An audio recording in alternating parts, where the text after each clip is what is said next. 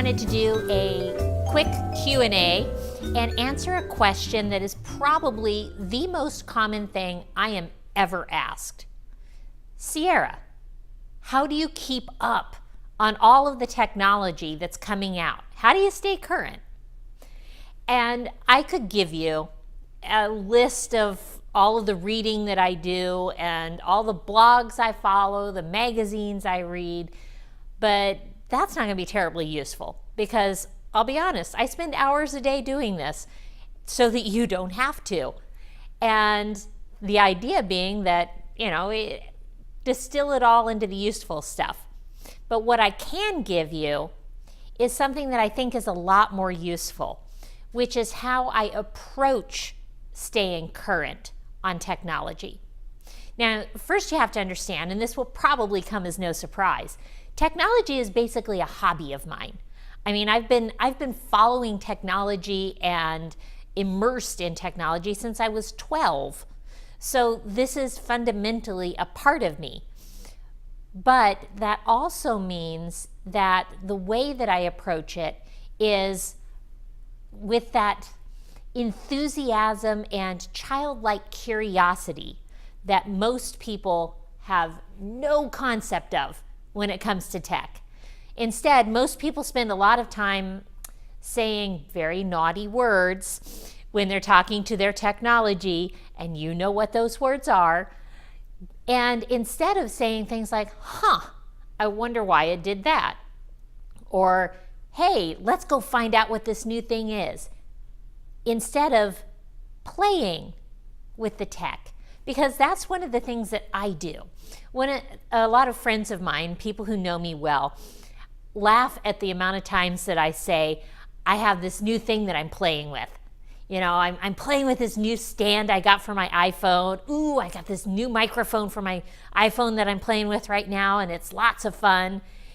That kind of energy, that kind of approach and mentality when it comes to technology is a whole lot more important than whether or not you're 100% up to date on what they're talking about on Mac Rumors or any other website. It's that approach that matters.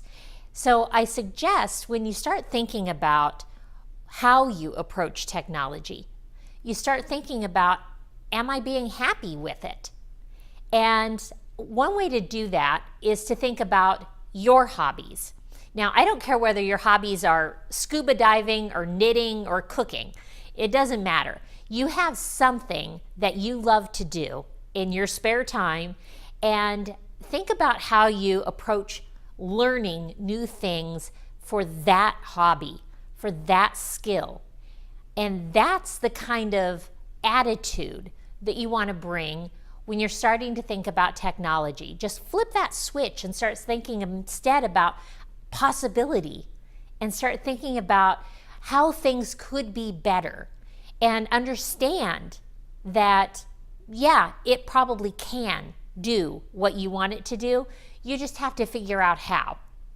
Now, occasionally, I'm not gonna lie to you, occasionally things get frustrating, but honestly, I know people who knit and they get very frustrated with themselves when they discover they dropped a stitch 15 minutes ago and they have to tear out all of their knitting.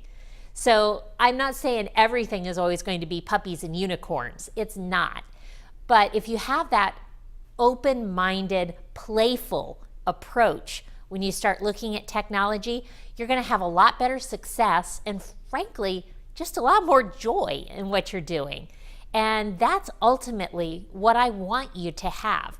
The reason that I do the Tech Happy Hour is because, yes, there are skills, there are tools, there are tips that I have learned that I want to share with you so that you can get to what you want to do faster, easier, and with less stress.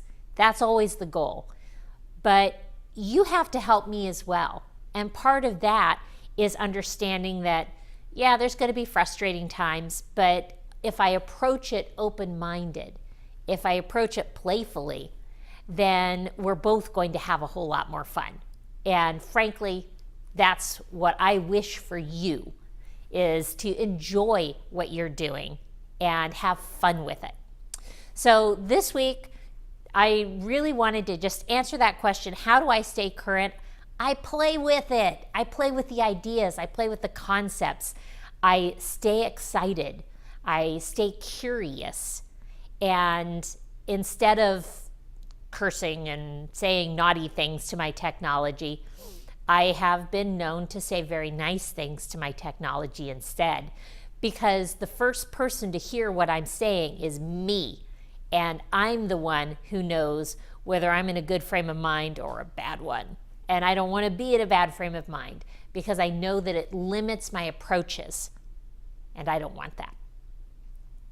So this week, I suggest you consider altering your mindset, becoming more playful and playfully productive, because you can be productive and playful at the same time. That's where innovation comes from.